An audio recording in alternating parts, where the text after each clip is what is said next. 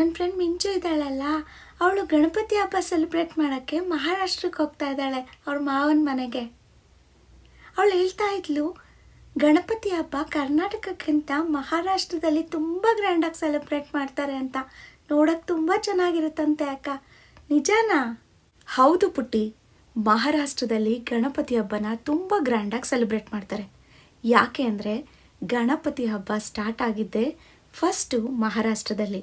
ಹೌದಾ ಅಕ್ಕ, ಇದು ನಿಂಗೆ ಹೆಂಗೆ ಗೊತ್ತು? ನಾನಿದನ್ನು ಹಿಸ್ಟ್ರಿ ಬುಕ್ಕಲ್ಲಿ ಓದಿದ್ದೆ. ತುಂಬ ಚೆನ್ನಾಗಿದೆ ಗಣಪತಿ ಹಬ್ಬದ ಹಿಸ್ಟ್ರಿ. ಈ ಕಥೆನ ನಾನು ನಿಂಗೆ ಹೇಳ್ತೀನಿ, ಕೇಳು. ಸುಮಾರು 16-17ನೇ ಶತಮಾನದಲ್ಲಿ ಮರಾಠರು ಮಹಾರಾಷ್ಟ್ರದಲ್ಲಿ ಆಳ್ವಿಕೆ ನಡೆಸ್ತಾ ಇರ್ತಾರೆ. ಅವರ ಮಹಾಮಂತ್ರಿಗಳನ್ನು ಪೇಶ್ವಾ ಅಂತ ಕರಿತಾ ಇರ್ತಾರೆ. ಆ ಪೇಶ್ವರ ಮನೆ ದೇವರು ಗಣಪತಿ ಆಗಿರುತ್ತೆ. ಇವರು ಗಣಪತಿ ಹಬ್ಬನ ತುಂಬ ವಿಶೇಷವಾಗಿ ಆಚರಣೆ ಮಾಡ್ತಿರ್ತಾರೆ. ಗಣಪತಿ ಹಬ್ಬದ ದಿನ ಕೆರೆಗೆ ಹೋಗಿ ಜೇಡಿ ಮಣ್ಣನ್ನು ತಂದು ಗಣಪತಿ ಮೂರ್ತಿಯನ್ನು ತಯಾರು ಮಾಡಿ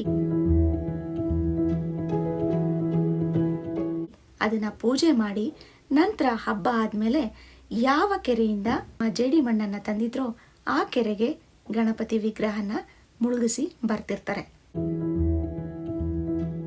ಈ ಒಂದು ಆಚರಣೆ ಮರಾಠರ ಪ್ರಸಿದ್ಧ ದೊರೆ ಛತ್ರಪತಿ ಶಿವಾಜಿಗೆ ಬಹಳ ಖುಷಿ ಕೊಡುತ್ತೆ.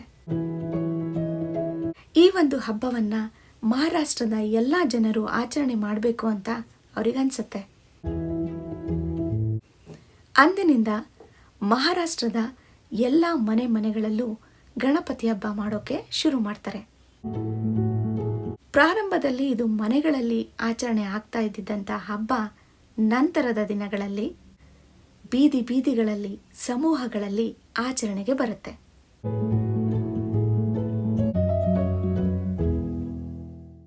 ಮುಂದಿನ ಕೆಲ ವರ್ಷಗಳಲ್ಲಿ ಇದು ಕರ್ನಾಟಕ, ಕೇರಳ, ತಮಿಳುನಾಡು, ಆಂಧ್ರ ಪ್ರದೇಶ ಎಲ್ಲ ರಾಜ್ಯಗಳಿಗೂ ಹರಡುತ್ತೆ. ಹೀಗೆ ಈ ಹಬ್ಬ ಯಾವುದೇ ಜಾತಿ ಭೇದವಿಲ್ಲದೆ ಬಡವ ಶ್ರೀಮಂತ ಅನ್ನದೆ ಎಲ್ಲರೂ ಖುಷಿಯಾಗಿ ಒಟ್ಟಿಗೆ ಸೇರಿ ಆಚರಣೆ ಮಾಡುವಂತಹ ಒಂದು ಅದ್ಭುತವಾದ ಹಬ್ಬ ಆಗುತ್ತೆ. ಹಾಗಾದ್ರೆ ಗಣಪತಿ ಹಬ್ಬ ಫಸ್ಟ್ ಸ್ಟಾರ್ಟ್ ಆಗಿದ್ದೆ ಮಹಾರಾಷ್ಟ್ರದಲ್ಲಿ ಅಂತ ಗೊತ್ತಾಯ್ತು. ಈಗ ಗಣಪತಿ ಹಬ್ಬದ ಹಿಸ್ಟ್ರಿ ತುಂಬಾ ಚೆನ್ನಾಗಿದೆ ಅಕ್ಕ. ಗಣಪತಿ ಹಬ್ಬದ ದಿನ ಚಂದ್ರನ್ನ ನೋಡಿದ್ರೆ ಗಣಪತಿ ಶಾಪ ಕೊಡ್ತಾನೆ ಅನ್ನೋ ಒಂದು ವಾಡಿಕೆ ಇದೆ. ಅಪ್ಪಿತಪ್ಪಿ ಏನಾದರೂ ಹಬ್ಬದ ದಿನ ಚಂದ್ರನ್ನ ನೋಡ್ಬಿಟ್ರು ಅಂದರೆ ಖುಷಿಯಾಗಿ ಹಬ್ಬ ಆಚರಣೆ ಮಾಡ್ತಾ ಇದ್ದವರು ಬೇಜಾರಲ್ಲಿ ಶಾಪ ಪರಿಹಾರ ಮಾಡ್ಕೊಳ್ಳೋದ್ರಲ್ಲಿ ಇಡೀ ದಿನನ ವೇಸ್ಟ್ ಮಾಡ್ಕೊಂಡ್ಬಿಡ್ತಾರೆ. ಅದು ನಿಜನೋ ಸುಳ್ಳು ಅನ್ನೋದನ್ನು ಆಲೋಚನೆ ಮಾಡೋದಿಲ್ಲ. ನಾನು ಚಿಕ್ಕವಳಿದ್ದಾಗ ಗಣಪತಿ ಹಬ್ಬ ಅಂದರೆ ನಂಗೆ ತುಂಬ ಇಷ್ಟ. ನೀನು ಅವಾಗಿನ್ನೂ ಚಿಕ್ಕ ಪಾಪು. ನಮ್ಮ ಬೀದಿಯಲ್ಲಿ ಗಣಪತಿ ಕೂರಿಸ್ತಿದ್ರಲ್ಲ, 11 ದಿನದವರೆಗೂ ಗಣಪತಿ ಕೂರಿಸ್ತಾ ಇದ್ರು. ನಾನಂತೂ 11 ದಿನನೂ ಮನೆಯೇ ಸೇರ್ತಾ ಇರಲಿಲ್ಲ.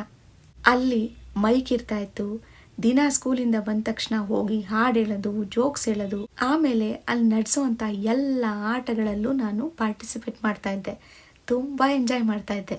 ಒಂದು ವರ್ಷ ಗಣಪತಿ ಹಬ್ಬದ ದಿನ ನಾನು ಮಿಸ್ ಆಗಿ ಚಂದ್ರನ್ ನೋಡ್ಬಿಟ್ಟೆ. ನನಗೆ ತುಂಬ ಭಯ ಆಗೋಯ್ತು, ಗಣಪತಿ ಎಲ್ಲಿ ಶಾಪ ಕೊಡ್ತಾನೋ ಅಂತ. ಆಗ ಎಲ್ಲರನ್ನೂ ಕೇಳಿದೆ, ಏನು ಮಾಡೋದು ನಾನೀಗ ಅಂತ. ಅದಕ್ಕೆ ಅವ್ರು ಹೇಳಿದ್ರು, 21 ಸರಿ ಗಣಪತಿ ಸುತ್ತ ಪ್ರದಕ್ಷಿಣೆ ಹಾಕು, 101 ಸರಿ ಬಸ್ಗೆ ಹೊಡಿ, ಆಮೇಲೆ ಯಾರ್ಯಾರ ಮನೇಲಿ ಗಣಪತಿ ಕೂರಿಸಿರ್ತಾರೋ ಅಲ್ಲಿಗೆಲ್ಲ ಹೋಗಿ ಅಕ್ಷತೆ ಹಾಕ್ಬಾ. 51 ಗಣಪತಿಗೆ ಅಕ್ಷತೆ ಹಾಕಿದ್ರೆ ನಿನಗೆ ಯಾವ ಶಾಪನೂ ಗಣಪತಿ ಕೊಡಲ್ಲ ಅಂತ. ನಾನು ಹಾಗೆ ಮಾಡಿದೆ. ಆದರೆ ಸ್ವಲ್ಪ ದಿನದಲ್ಲೇ ಮಿಡ್ ಟರ್ಮ್ ಎಕ್ಸಾಮ್ ಬಂತು. ಮಿಡ್ ಟರ್ಮ್ ಎಕ್ಸಾಮಲ್ಲಿ 3 ಸಬ್ಜೆಕ್ಟಲ್ಲಿ ಫೇಲ್ ಆಗಿಬಿಟ್ಟೆ. ಅಯ್ಯೋ, ಇಷ್ಟೆಲ್ಲ ಮಾಡಿದ್ರು ಗಣಪತಿ ನಂಗೆ ಶಾಪ ಕೊಟ್ಟನಲ್ಲ ಅಂತ ನಾನು ಯೋಚನೆ ಮಾಡ್ತಾ ಇದ್ದೆ. 3 ಸಬ್ಜೆಕ್ಟಲ್ಲಿ ಫೇಲ್ ಆಗಿದ್ದೆ. ಯಾಕೆ ಹೇಳು? ನೀನು ಚಂದ್ರನ್ ನೋಡಿದ್ದಲ್ಲ ಅದಕ್ಕೆ. ಯಾಕೆ ಅಂದರೆ ನಾನು ಗಣಪತಿ ಕೂರಿಸ್ದಾಗಿಂದ ಗಣಪತಿ ಬಿಡೋವರೆಗೂ ಮನೆಯೇ ಸೇರ್ತಾ ಇರಲಿಲ್ಲ. ಸ್ಕೂಲ್ಗೆ ಹೋಗೋದು, ಸ್ಕೂಲಿಂದ ಬಂದ ತಕ್ಷಣ ಬ್ಯಾಗ್ ಎಸೆಯೋದು, ಗಣಪತಿ ಹತ್ರನೇ ಟೈಮ್ ಸ್ಪೆಂಡ್ ಮಾಡೋದು, ಬುಕ್ಕೇ ಮುಟ್ತಾ ಇರಲಿಲ್ಲ. ಆಮೇಲೆ ಗೊತ್ತಾಯಿತು ಇದೊಂದು ಸುಮ್ಮನೆ ಮೂಢನಂಬಿಕೆ ಅಂತ. ಆವಾಗಿಂದ ನಾನು ಅಪ್ಪಿತಪ್ಪಿ ಏನಾದರೂ ಚಂದ್ರನ್ನ ನೋಡಿದ್ರೆ ತಲೆ ಕೆಡ್ಸ್ಕೊಳಕ್ಕೆ ಹೋಗಲ್ಲ. ಆರಾಮಾಗಿ ಖುಷಿಯಾಗಿ ಹಬ್ಬ ಮಾಡ್ತೀನಿ. ಯಾವಾಗಲೂ ಗಣಪತಿ ಹಬ್ಬ ಫಸ್ಟ್ ಟರ್ಮ್ ಎಕ್ಸಾಮ್ ಟೈಮಲ್ಲೇ ಬರ್ತಾ ಇದ್ದಿದ್ದಲ್ವಾ, ಹಾಗಾಗಿ ನಾನು ಹಬ್ಬ ಮಾಡ್ತಾ ಇದ್ದೆ. ಆದರೆ ಪ್ರತಿ ಸಂಜೆ ಓದ್ಕೊಂಡು ಆದಮೇಲೆ ಗಣಪತಿ ಹತ್ರ ಹೋಗ್ತಾ ಇದ್ದೆ. ಚೆನ್ನಾಗಿತ್ತು ನಿಮ್ಮ ಚಂದ್ರನ ಕತೆ. ನಾವು ಒಂದೊಂದ್ಸರಿ ಯೋಚನೆನೇ ಮಾಡ್ದಲೇ ಮೂಢನಂಬಿಕೆಗೆ ಒಳಗಾಗ್ಬಿಡ್ತೀವಿ. ನಮ್ಗೆ ಅನುಭವ ಆದ್ರೇ ನಮ್ಗೆ ಅದು ಅರ್ಥ ಆಗೋದು ಅದು ಮೂಢನಂಬಿಕೆ ಅಂತ. ನಾನು ನಿಮಗೆ ಸ್ಟಾರ್ಟಿಂಗೇ ಹೇಳಿದೆ ಅಲ್ವಾ, ಗಣಪತಿ ವಿಗ್ರಹ ಮಾಡೋಕ್ಕೆ ಕೆರೆಯಿಂದ ಜೇಡಿ ಮಣ್ಣನ್ನು ತಂದು ಅದರಿಂದ ಗಣಪತಿ ಮೂರ್ತಿ ಮಾಡಿ ಗಣಪತಿ ಹಬ್ಬ ಆದಮೇಲೆ ಅದನ್ನು ವಾಪಸ್ಸು ಕೆರೆಗೆ ಮುಳುಗಿಸ್ತಾ ಇದ್ರು ಅಂತ. ಆಗ ಯಾವುದೇ ಕೆಮಿಕಲ್ಸ್ನ ಯೂಸ್ ಮಾಡ್ತಿರ್ಲಿಲ್ಲ, ಯಾವುದೇ ಕಲರ್ನ ಯೂಸ್ ಮಾಡ್ತಾ ಇರಲಿಲ್ಲ. ಹಾಗಾಗಿ ವಾಪಸ್ ನಾವು ನೀರಿಗೆ ಬಿಟ್ಟರೆ ಕೆರೆಯ ನೀರನ್ನು ಕೆರೆಗೆ ಚೆಲ್ಲು ಅನ್ನೋ ಥರ ಜೇಡಿ ಮಣ್ಣ ಎಲ್ಲಿಂದ ತಂದಿದ್ವಿ ಅಲ್ಲಿಗೆ ಹಾಕ್ತಾಯಿದ್ವಿ. ಪರಿಸರಕ್ಕೆ ಯಾವುದೇ ರೀತಿ ತೊಂದರೆ ಆಗ್ತಾ ಇರಲಿಲ್ಲ. ಆದರೆ ಇವಾಗ ಮಾಡೋ ಗಣಪತಿಗಳು ಸಿಕ್ಕಾಪಟ್ಟೆ ಕಲರ್ಫುಲ್ಲು, ಎಷ್ಟೊಂದು ಕೆಮಿಕಲ್ ಯೂಸ್ ಮಾಡಿರ್ತಾರೆ. ಇದರಿಂದ ಎಷ್ಟೊಂದು ಜಲಚರಗಳಿಗೆ ತೊಂದರೆ ಆಗ್ತಾ ಇದೆ. ಕೆಲವೊಂದು ಗಣಪತಿಗಳನ್ನ ಜೇಡಿ ಮಣ್ಣಲ್ಲಿ ಮಾಡೋ ಬದಲು ಪ್ಲಾಸ್ಟರ್ ಆಫ್ ಪ್ಯಾರಿಸಿಂದ ಮಾಡ್ತಾರೆ. ಇದು ನೀರಲ್ಲಿ ಮುಳುಗಿಸಿದಾಗ ಕರಗೋದೇ ಇಲ್ಲ. ಎಷ್ಟೊಂದು ಜಲಚರಗಳು ಈ ಕೆಮಿಕಲ್ನ ತಿಂದು ಸತ್ತೋಗ್ತವೆ. ಈ ಕಲರ್ಫುಲ್ ಗಣಪತಿಯಿಂದ ಎಷ್ಟೆಲ್ಲ ತೊಂದರೆ ಆಗ್ತಾ ಇದೆ ಅಂತ ನೋಡೋಣವಾ. ನೋಡು ಪುಟ್ಟಿ, ನೀರಲ್ಲಿ ಮುಳುಗಿಸಿರೋ ಗಣೇಶ ಕರ್ಗೇ ಇಲ್ಲ. ನೀರೆಲ್ಲ ಪೂರ್ತಿ ಕಲುಷಿತ ಆಗಿದೆ. ಈ ರೀತಿ ಕಲುಷಿತ ಮಾಡಬೇಕಾ ನಾವು ನೀರನ್ನು? ನೀನೇ ಹೇಳು. ಅಯ್ಯೋ, ಎಷ್ಟೊಂದು ಮೀನೆಲ್ಲ ಸತ್ತೋಗುತ್ತೆ ಈ ಥರ ಆದರೆ ನೀರಲ್ಲಿ, ಅಲ್ವಾ ಅಕ್ಕ? ಇದರಿಂದ ಎಲ್ಲ ಜಲಚರಗಳಿಗೂ ತೊಂದರೆನೇ. ಈ ವಿಡಿಯೋ ನೋಡಿ ತುಂಬ ಬೇಜಾರಾಗ್ತಾ ಇದೆ ಅಕ್ಕ. ತುಂಬ ಬೇಜಾರಾಗುತ್ತೆ. ಅದಕ್ಕೆ ನಾವು ಯಾವಾಗಲೂ ಪರಿಸರ ಸ್ನೇಹಿ ಗಣಪತಿಯನ್ನು ತಂದು ಪೂಜೆ ಮಾಡಿ ಅದನ್ನು ಮುಳುಗಿಸ್ಬೇಕು. ಆಗ ನಿಜವಾಗ್ಲೂ ಜಲಚರಗಳಿಗೆ ಯಾವುದೇ ತೊಂದರೆ ಆಗಲ್ಲ.